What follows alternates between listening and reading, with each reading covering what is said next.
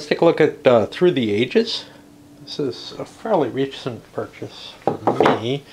It's gotten such a high rating overall over on Board Game Geek. And it's a Civ type game, so I said, well, I'm very interested in it, but finally found a copy that was cheap enough for my tastes and had to pick it up. So I'm going to go over the rules, but as usual, there are probably other people who have covered this who do a better job on the rules. I found these rules really horrible. I've played it before, but it's got two problems. One, it's a Euro, therefore it's reliant on, you know, a lot of images and color and all kind of crap like that to try to convey the rules, and that just doesn't work for me. All it does is distract me from the text and make me not learn them. Not that I don't have enough trouble on my own anyway. The second is, it's done with programmed instruction, which always sucks. Most Euros generally just have a rule, maybe a few options. This, well, it has like 4 or 5 separate games. The simple game is a fairly short game, and then it tells you how to play the first round of that game and then goes to the second round of that game, which is really the rest of the rules, except then some of them are covered in here in the later rounds. And already, even in the simple game, they've used program instruction to confuse the matter. And then they continue on by adding an advanced game where they withdraw some of the rules that they had before and change them to new ones. And then they go on to the full game. And of course, we're going to play the full game. And then they have a page of options. So you have a lot of different ways you can play this game. I'm going to be playing the full game. We'll see if I can get the rules right. The essential goal of the game, and I'm not going to worry about the stupid basic game and all the rules that get withdrawn from that if I can try to help it. But I may end up screwing up and telling you things that don't apply to the full game anymore just because I'm dealing with this rule book. However, I did play it fairly recently. I know I got one thing wrong, at least, with my wife, and we had a lot of fun with it. The goal of the game is to get victory points. Gee, it's a Euro, you think? You know, right? They all are. They don't have anything. But the victory points are going to be collected by getting status, something like that. Culture. I don't know what it's called. Anyway. Now, when you're playing the simple game, it's not that simple. The goal includes other things. The base setup of the game, let me explain what the different things you have. So each player has their own little player track, and they have a bunch of extra cubes that I don't know what they're for. They're going to have a number of buildings that they have. And these, the infantry is essentially a building. It's a soldier type. It's the same kind of thing. A building is basically going to be a type, like this is a lab. There'll be other labs perhaps later in other decks that you could convert this to. And you start with certain sets of yellow pieces. The yellow pieces are your population. You have one unemployed population, and you have a pool of additional population available. That's the largest your culture can grow, unless something happens that gets you more little yellow pieces. The blue pieces are going to be stuff, and that's the maximum amount of stuff you can have. And if you have too much stuff, you're going to have penalties, just like you have penalties if you have too much population. Costs, let's call them. So these are people who are assigned to the different sectors, buildings, whatever you want to call them. For whatever reason, we have philosophy, but we don't have religion as the starting of the game. But that's kind of important because you get scientific discovery, which you need to be able to play your cards off of philosophy. You don't really get that off of religion. You get some victory points and some happiness, neither of which you terribly need early in the game. What else do we have? We have your government type. Your government type tells you a number of different pieces of information. At the beginning, everybody's a despot. These are the number of civil actions that you have. Now you'll see there's 4 here. I owe him a white dot over here. So this guy has 2 civil actions here, and then 2 back here. Normally on most turns he'll have all his actions, 4 civil actions, and then the 2 red dots, which are going to be military actions, which can be used to build soldiers and to do some other things. And then the number here is the number of people you can have in each of your gray buildings. Gray buildings are your urban edifices. You're allowed to have as many people farming or mining as you like, but you're not allowed to have as many people labbing or templing. And there are going to be other buildings that are available, arenas and theaters and all kind of stuff like that, libraries, all kind of different types of things that give you different advantages. Each of these buildings tells you what it produces. So this, for each person working in it, is going to produce you a light bulb. This, for each person working on it, produces, or for each instance, which is what requires a person, it's going to produce you a culture and a happiness. This produces you a bag of grain for each person in it. This produces you a lump of rock, and this will produce a point of strength. The cost over here, and this is going to apply to other cards that come out. We don't have any on the board yet because it's only the Antiquities deck that's out. This is going to be the cost to move an unemployed laborer from here up to that job. So for example, it would cost me 3 rocks to create this guy as a philosopher. And I'm allowed to have 2 there because my government allows that. I could move him for the same 2 to work in the bronze mines. That's where they mine bronze. Yeah. Okay. And then, you know, that wouldn't be an issue because I don't have to worry about that. Okay. The first turn of the game is weird. In the first turn of the game, you're allowed, and I don't know why the second turn of the game is weird. There are rules that say the second turn is weird too, I think, but I'm not sure. You have less things that you're allowed to do, I think. The first turn of the game, all you're allowed to do is grab a card from here. The first player has 1 civic action, and he can grab a card from here in the 1 section. The second player is going to have 2 civic actions. That'll allow him to grab 2 of these or 1 from the 2 section. And onward we go till this guy has 3 and this guy has 4. Like I said, he's owed another white counter for later when he gets it. After everybody's gone and grabbed a card from here, and these cards have different values, let's just take a look at a couple of the special cards that have restrictions on them. So these are leader cards. They have a restriction that you're not allowed to take more than 1 leader card into your hand from any given era. So these guys are from era A, and everybody would be allowed to have 1 of them. The other restriction is when you take a leader, you're only allowed to have 1 leader in play. So if you play a leader and you had another leader there, you discard your old leader. The other special type are these wonders, which when you take these, they don't go into your hand. Normally when you take a card, it goes right into your hand.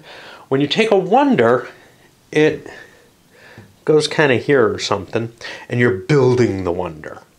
And then you're going to be responsible for paying this cost in multiple actions. So for example, here you have to pay 1 rock, 2 rocks, 2 rocks, 1 rock, and they have to be done in that order. And eventually the wonder will get built and it'll produce its advantage for you. Likewise, when you take a leader,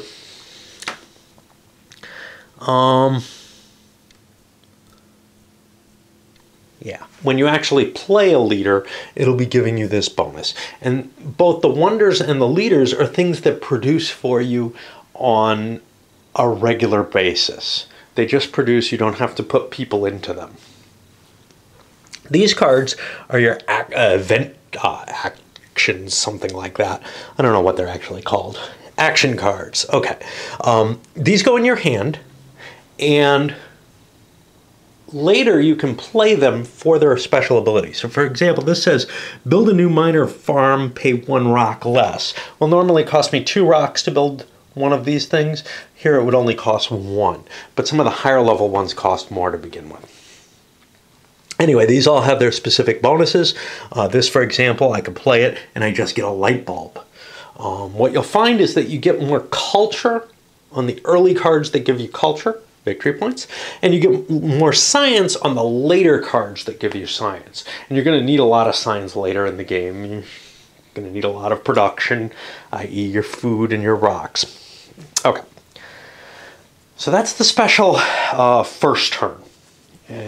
You're going to take those cards, and then each player at the end of their turn gets production, and they'll get production equal to what they have. So for example, I'm going to get a light bulb, I'll get 2 sacks of wheat, I'll get 2 rocks, and well, I'll have a military strength, which is already marked over there. This is a running total of military strength. This is a running, well, no, this is your current military strength is kept here. This is how much science and culture you produce each turn. This is going to be a running total of all your science, which you can spend, and this is your running total of all your culture, which is essentially your victory points. A couple of special rules. Like I said, you can only have 1 leader from each era. The other restriction is with these. When you buy one of these, unlike most of the cards, it doesn't go right into your hand, it goes into play, but it's not completed, and you're going to have to build it. You cannot buy one while you're still working on one.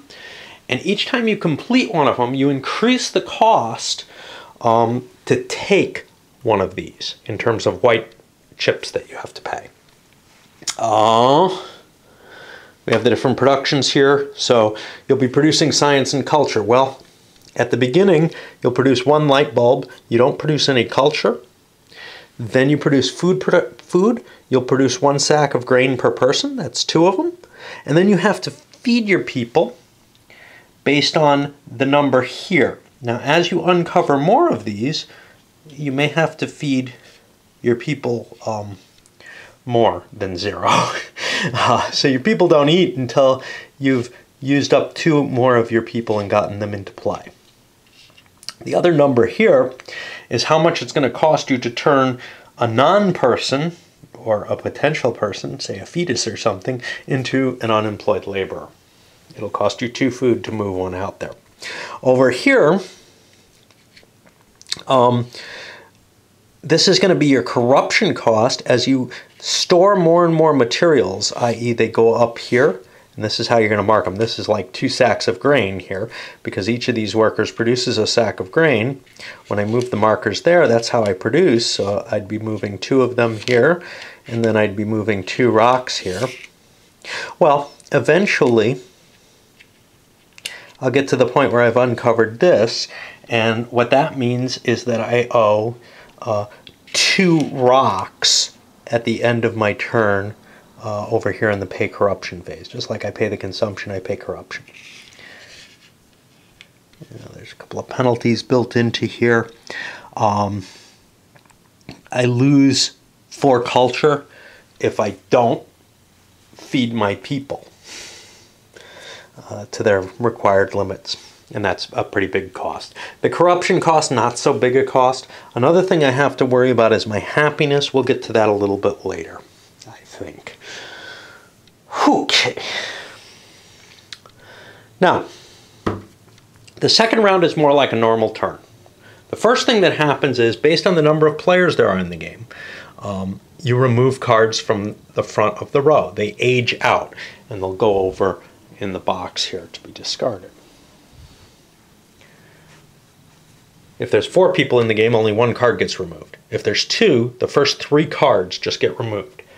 Then all the other cards move up forward. Now this is why it's important that this guy has like 4 chips on that first round, is because the first guy can only pick 1 of these cards. The second guy might well take 2 of these. Okay, so you're already getting rid of a bunch of these. This guy has 3 more. So now we've taken 3. He might take a 2 and a 1. Not these 2, but he might take a 2 and a 1. And then that leaves him with 4 points where, you know, he might be dragged into... he's probably going to get 2 cards, either 2 2s or a 3 and a 1 or something like that. The first couple players, well, the first player obviously only gets 1 card. The second player might take 2 of those early cards. Okay, but once we get to the second round, we're into the more natural side, flow of the cycle. And everybody gets all their little red and white chips.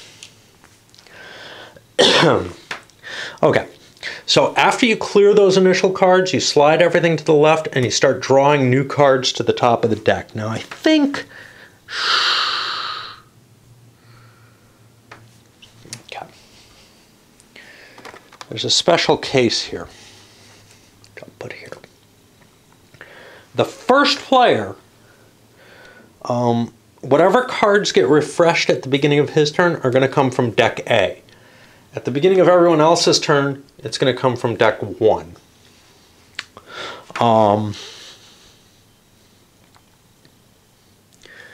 One more thing I haven't explained is this pile. This is your military events, as they were. Over here, we've got a stack of a number of military events equal to 2 more than the number of players in the game. In this case, 6 cards. As players generate events, they'll be placed into the future event space. That'll trigger a current event. That's what this space is called. Which will then become a past event after it's occurred. And you'll whatever the event says, you do when it triggers up. But the point is that people get the ability to slip events into here that'll eventually get turned around. So they have some idea what's going to be important in the game. Okay, let me swap batteries and I'll be back. Okay. All right, so on the normal turns, you're going to be allowed to do things with all of your pips, not just the limited amount you have on that first turn or first round of the game. So you'll start off with the 4 white and 2 red. Now, we've got more things here. So I'm going to explain these as we go because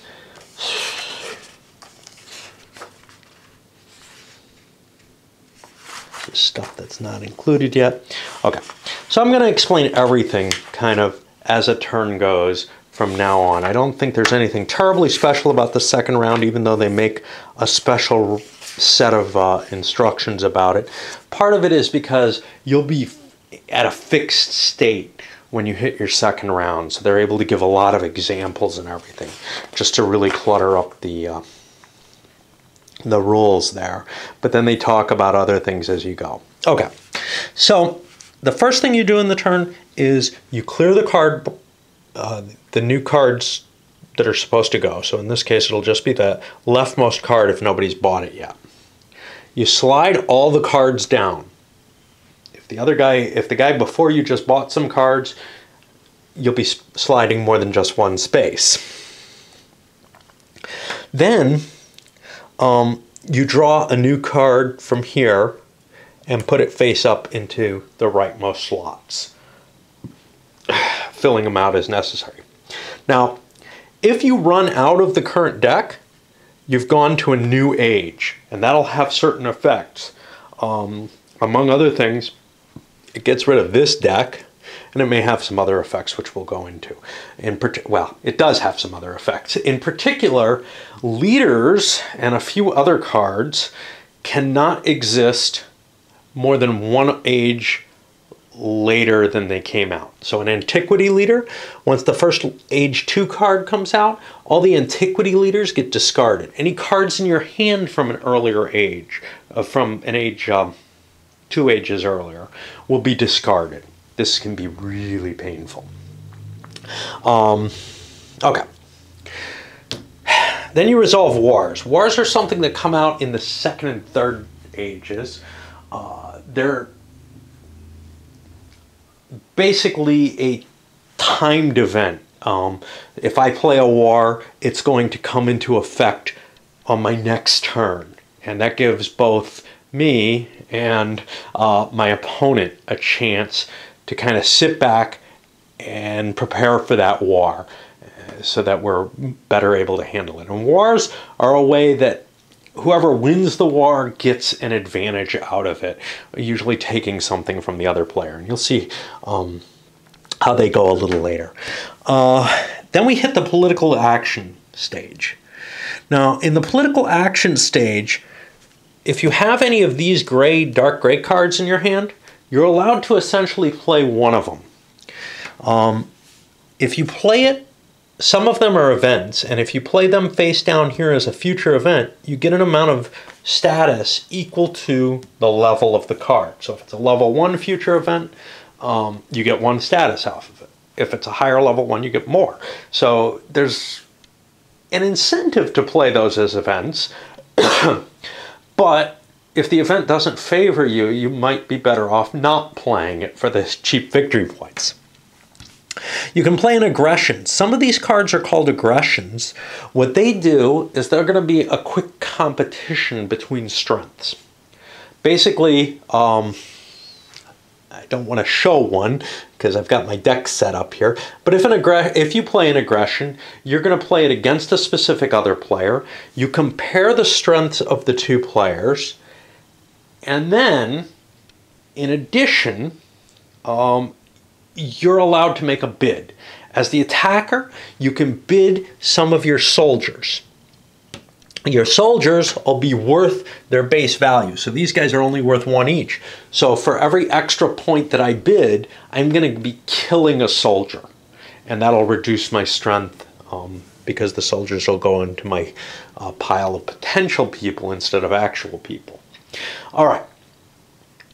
Then the defender has the option to bid soldiers as well, and they have cards that are called defense cards, which are also in this deck. So there's a bunch of different types of cards that can come out in that deck. Defense cards can be played as part of your bid, essentially.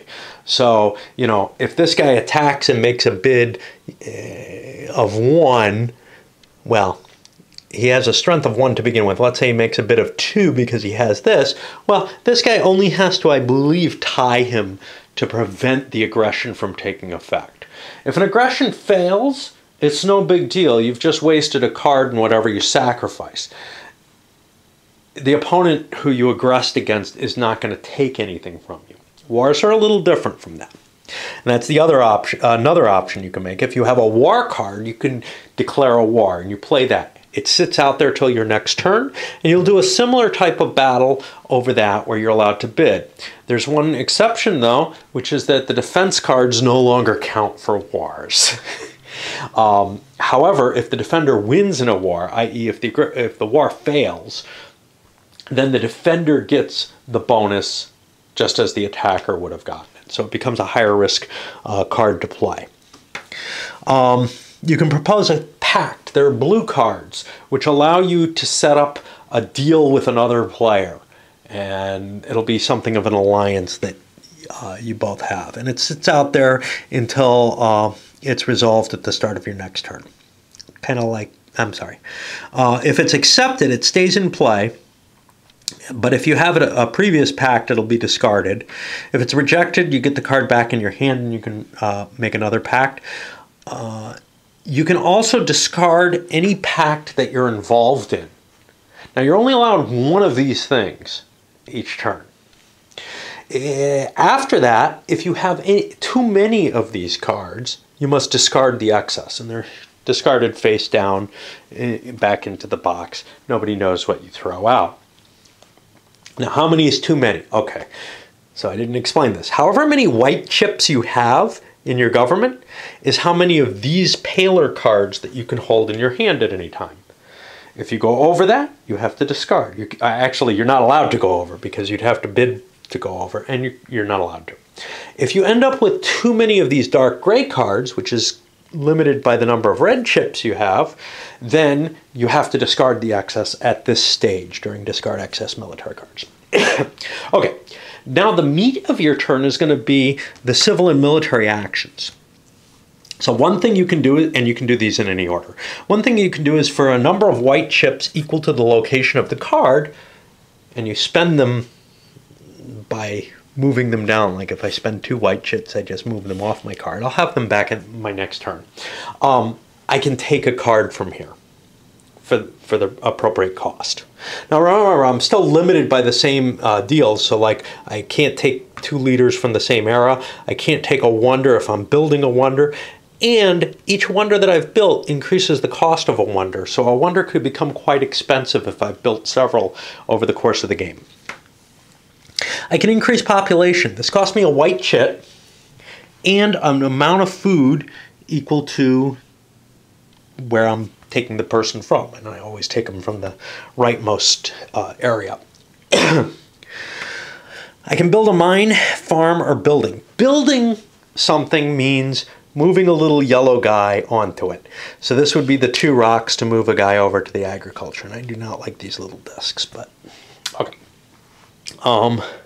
So what I'd have to do is I'd have to have a couple of rocks over here. Now, higher level ones of these will have a bigger number, and then each disc is worth more, and I can kind of make change. They go into a lot of detail on how that works, and it's really quite simple. You just make change. Okay. I can upgrade a mine, farm, or building. Okay. If I had a higher level, say mine on top of this, that cost, I don't know, say 5 rocks to build instead of 2, I can move a person from this one up to the higher level one by paying the difference in rocks. And I have to have those available in order to do that. I can destroy. Basically, I can move a person and make him an unemployed person. And that just costs me 1 white disc. It doesn't cost me anything extra. Each of these costs a white disc to do. I can construct a stage of a wonder. That's going to cost me a white disc for the activity, and then I have to pay the cost of the wonder itself. So if it's the first building for the Library of Alexandria, it's going to cost me 1 rock. And the way I mark this is I take that rock off of here and I put it on the wonder, which is going to be over here or something as I'm building it. Okay, now I've taken that. Now, notice a couple of interesting things about this. Well, one very interesting thing is it uses up one of my discs, which means I become more corrupt. So it's like storage in that. I can build several levels of a wonder in 1 turn as long as I have enough white discs to pay for it all and enough material to pay for it all. I can put a leader into play. That just costs me a white disc, and I take it from my hand and I put it down, and it's now in effect. And whatever effects it has, I record. Just when the wonder's completed, whatever effect it has, I record. It may have some special ones. So this says I can have an extra civil card and an extra military card in my hand. So that would increase my hand size above the number of discs that I have. In addition, it creates this production each turn when I hit the production stage. I can put a technology card in play. Technology cards look like this, or other things. And they have a cost in light bulbs that I have to play. I haven't shuffled these decks yet, so I can cut one out from one of these. Here's a technology card. It's a rifleman. It'll cost me 5 light bulbs to upgrade, say, my warriors to riflemen. And I would mark that this way. It doesn't actually move any of my warriors to this card. I'd have to pay an upgrade to do that, and we'll get to that in a moment because those actually don't use white chips. Those use red. But to play this uses a white chip, and I'd have to spend 5 of my light bulbs to do it. There's another one. Selective breeding. This would cost me a white chip, 5 light bulbs, and it would improve my agriculture. And now if I wanted to upgrade people for agriculture, I could play another, so I could play a white chip in the technology to do that, and another white chip, and 4 stones to move a dude up here. Or I could play that other white chip and 6 stones and move an unemployed person up there. Just as different ways that it can be done. Okay.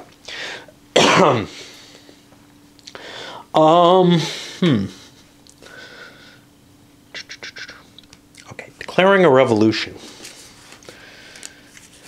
So there's new governments as well in here. And those are orange cards. There aren't a whole lot of these. Here's a bunch. Okay. So here's a republic. It's an orange card. If I have this in my hand, I could declare a revolution. If I declare a revolution, it'll cost me 4 light bulbs, and it will cost me all of my white chips. If I've already spent any white chips, I can't do a revolution. Alternatively, though, instead of a revolution, I don't see it here, I'm allowed to gently improve my my government. And that would cost me, what's this for? Oh, so this 4+ here says it only works in the 4-player game or more, but if I had 14 technology available, I could actually upgrade my government with only 1 white chip. So I'd get more actions for the turn. And in fact, I'd fill out my hand so that, let's say I went from despotism where I had 4 white chips to republic. Well, now I'd have a total of 7 white chips minus whatever I've spent that turn, including the 1 to put it in play. But if I do the revolution, I use all my white chips for the turn. I still get whatever red chips my new government has, though, available, minus any that I've played.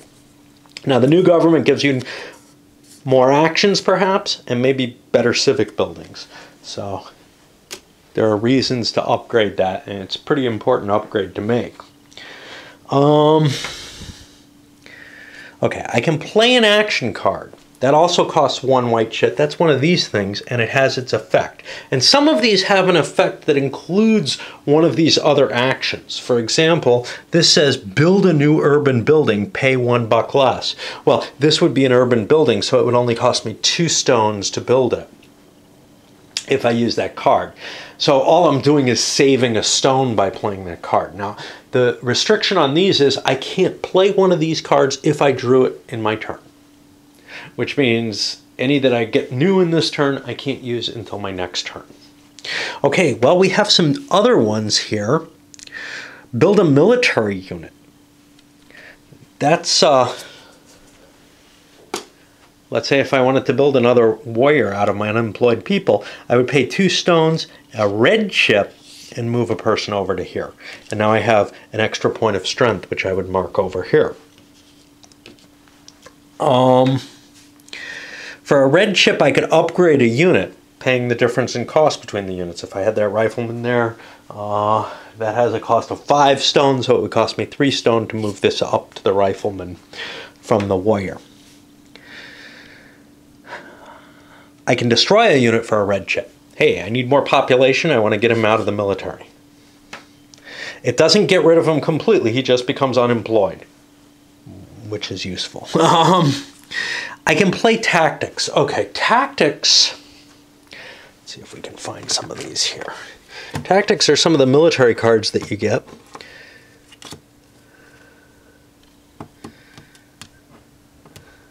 There's one. Like this defensive army. Now, a tactics means that if I have 2 infantrymen and a bowman, I get 6 extra strength points. Now, this is a level 2 army. The parenthesized value is if any of the units that make up that army are from 2 periods earlier. So if there were any A's, if I was using warriors in it as the infantry there, for example, I would get less out of it than I would if I had more modern units in it. Okay. I have to worry about my happy faces. Because if I don't have... Okay. If I don't have enough happy faces for whatever quantity of people I have, and if I've cleared this section out, I need 1 happy face. Right now I don't need any happiness. Well, I need to have unemployed workers in order to make up for that unhappiness. Otherwise, I've got everybody working and they're not getting paid and they're not at all happy. If that ends up being the case, if I end up with no unemployed workers and unhappy faces, I'm not going to get any production at all. Of course, I also don't have any maintenance costs at all. Okay. Then, after I've done however many chips I want to use for my turn, I go to my production and maintenance phase. I check the happiness and unhappiness. The first thing I do is I score my science and culture. However many points I have in this track and this track, I add to this track and this track. Okay, and I may want to recheck by numbers at this point, saying, oh, yeah, I have one science coming to me, okay. So I will add 1 to my science. And I have no culture coming to me, okay, so I add nothing to my culture. All right, then my farms produce. For each person, I multiply by the number of bags that their farming building gives them, and I'll be producing that much food by moving 1 little disc for each person on that card. If I had another card here, say I had the selective breeding here, which is also a farm, and I had a person on that, I would also move a disc up to that card. And now I have 3, 4, 5 food that I produced. Then I would have to eat, and I would pay my food consumption. You got to be kind of careful because it's very easy to start stockpiling too much food, and then you have to create more people, and creating too many people can cause you other problems, and you can get in this kind of boom and bust cycle if you're not careful with this game.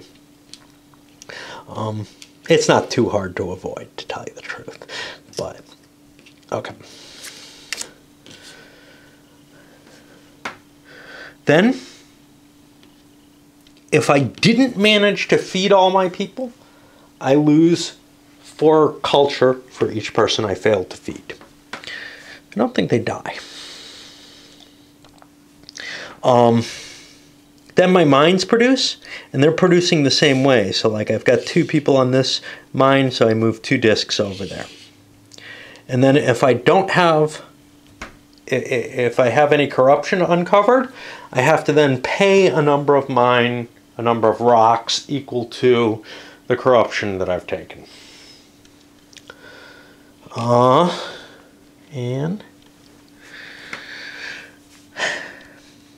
then I draw military cards. For each little red disc that I did not use in a turn, I get 1 card off the current era's military disc deck. I hold on to those until my next turn, when I'll have the opportunity to play some of them, or maybe during someone else's turn if they're at war with me, or do an aggression on me, and then I have to discard any excess I have. And that's pretty much it. It really is. You know, there's these blue cards, they're technologies that just take effect once you buy them. They're kind of like leaders, except they last forever. There are a few special things. Air Forces. Air Forces are a special card that bonus your armies more than the army itself. Essentially, if you have an Air Force assigned to an army, the army scores twice. The Air Force, I don't know, there's maybe some special rules there. Wars, we've already kind of talked a little bit about. What we haven't talked about enough is these blue cards, pacts.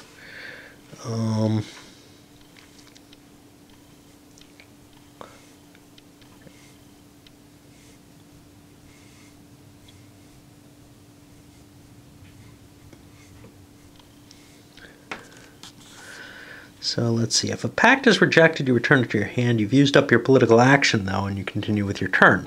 And you may have to discard. You can only have 1 pact in play in front of you. Putting a new pact automatically cancels the old one. And I bet you these are used with the pacts to indicate, you know, who else is in the pact. Note that the old pact is only canceled if your new pact offer is accepted. If it's rejected, the card returns to your hand and does not cancel the pact already on the table. If you accept a pact from someone else, his or her civilization keeps the pact card, so it does not cancel a pact that you have in play in front of you. Thus, you can be in several pacts. Some will be asymmetric, and you can use your action to cancel a pact that you're involved in.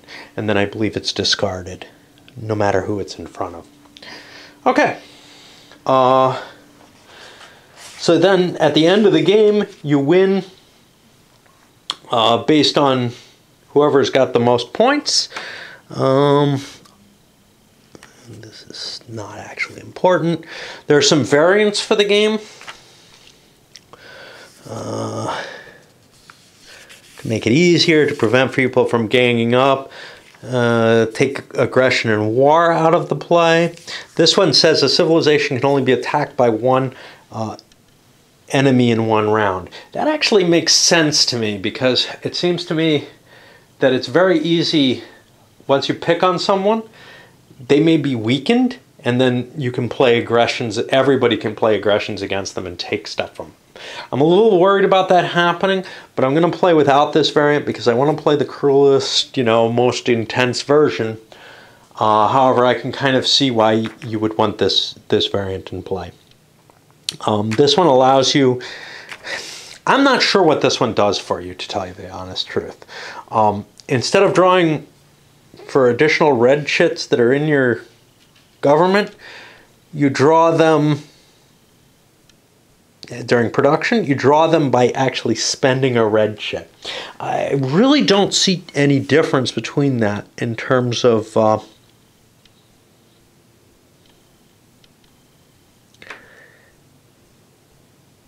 in terms of what the actual effect is, except that you can see them a little earlier here and make your decisions based on the the cards you draw. I don't really see an advantage to that. And then there's ones that give you bonus points. I'm sorry. There's different ways to handle bonus cards. So there's some cards that give you specific bonuses, especially in victory points, that maybe seem a little powerful to some people. And they've tried to reduce the randomness in them because they show up, kind of with some randomness. So, for example, after the first turn, yes, everybody has a view of as something pushes forward, but it's kind of expensive for some people and then gets very cheap for others.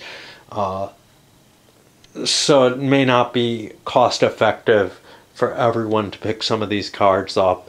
I don't see a reason to deal with that. There's always interesting things out there, and there are many, many different pathways you can take, and I feel like grabbing victory point cards is one of the interesting things to do, but there are almost always going to be other things you want to do. So I really don't mind them. And then, I don't know, I can talk a little bit about the simple game. The reason I don't like this one is one reason I don't like it. First of all, the simple game clearly ends too quickly. This is a game about building up, your engine, and you just don't get a chance to do it in the simple game. But the other is, you get these points, and it becomes a point salad game, You get 2 culture points for each level 1 technology you have in play, 2 for each point of strength you have. These are all things that are covered in the main game. And it just becomes this silly kind of trying to calculate out your victory that way, rather than trying to build a civilization or a point generating engine that works. So I kind of see the simple game might be an interesting step for people who haven't played games at all to make their way towards the heavier game. I don't think it's a terribly good option if you're looking for a shorter game. And given that the explanation building up to that simple game sets up, some rules that, and I didn't go into it, but some rules that you're not going to use in the more advanced game, and everything else, I wish they had just left it out. Written one rule book, maybe put some optional rules in, maybe not. I'm just thinking, okay, the full game includes the air forces and the wars, which are a little more complicated, and that's about it, really.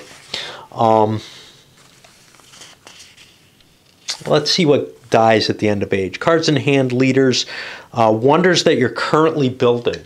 If they're 2 ages old, you never complete them.